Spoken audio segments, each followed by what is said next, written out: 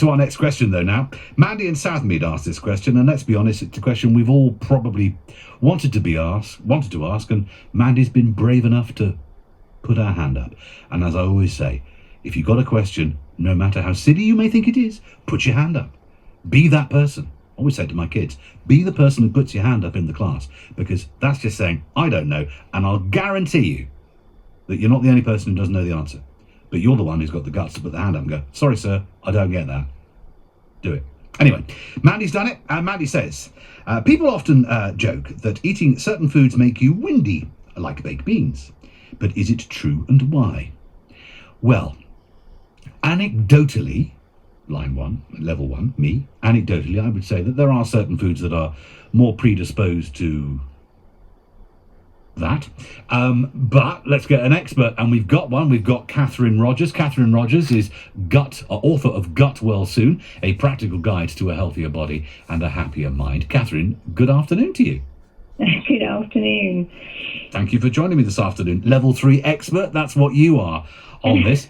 So, and she definitely has had the guts to put her hand up. Well, she has. Like the pun. Yeah, indeed, she has had it. I'm well spotted.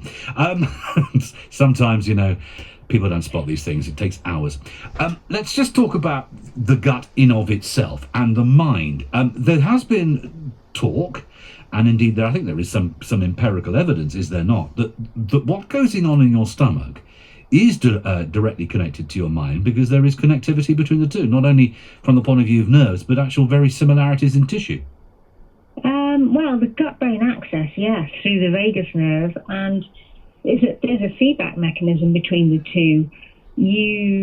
Anxiety will cause gut problems, and gut problems may cause anxiety or stress. If you look at, having a sore tummy with gas and everything that goes with that, actually mentally what that is, remember I'm a mental health therapist, it's also feeling alone, being anxious. You might be avoiding intimacy. So there's lots of connections also just on a cerebral level. Okay, so if you are windy or bloated, yes, if that is something, that is potentially an indication of not just that you've eaten baked beans on toast, but it also could be an indication of perhaps something that is going on in your mind, or is it directly correlated or not? No, let's take the science. Beans, yeah, for example, contain a carb called oligosaccharide. Right. And we as humans can't digest that. We don't have the enzymes to break down beans. So we have bacteria that do that for us. Right. And the bacteria, when they do that, emit gas. And it means when you have the gas, it's all working. Okay. But excess gas is to do with a lack of balance in your microbiome bacteria. Right. So if you didn't toot, if you ate beans, I can't use the word. If I use the word, there'll be an inquiry. And frankly, come 2:00 on Friday afternoon, I want to go home. I don't want to sit in a meeting with a load of people wearing lanyards telling me that I shouldn't have used the word. So, if let's say you pass, yes. If you don't pass, that means your gut's not working properly. Everyone emits gas, whether you like it or not. It's when it's excess and you've got excessive gas. Yeah. And that could be an indication of all sorts of different things.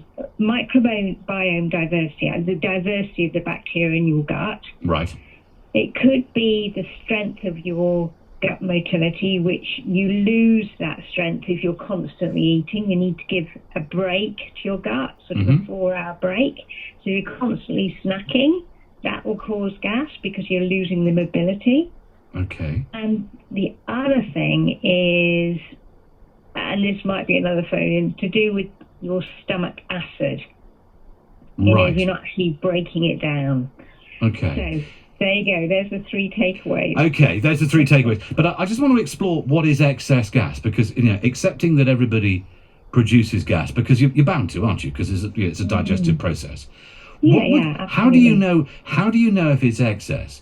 Is it excess, for example, if you think to yourself, Is there anybody in the room? No, there isn't. And relax. Or is it that you are uncomfortable? I mean, how do you know what excess I think is? If you're uncomfortable and you're finding that you have to wait till no one else is around, then you're not expelling the gas when you're going to the loo. Right. And, so that's when you should be expelling it, not letting go. It might come out at other times, and actually, when it does, it can be. That's when the mental side comes in.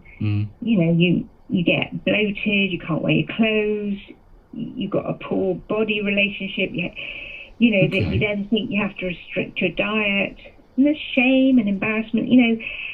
And you can alter it with 3 simple approaches.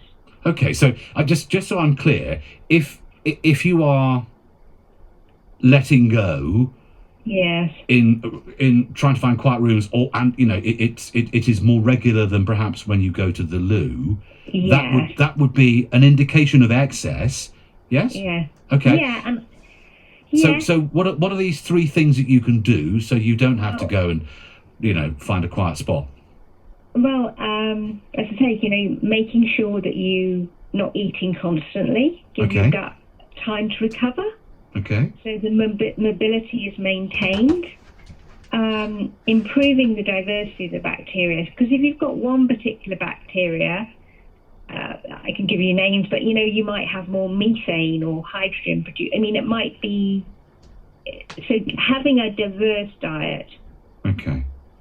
So there are different gases. You're producing different gases as well. So you might be producing methane or did you say hydrogen? There's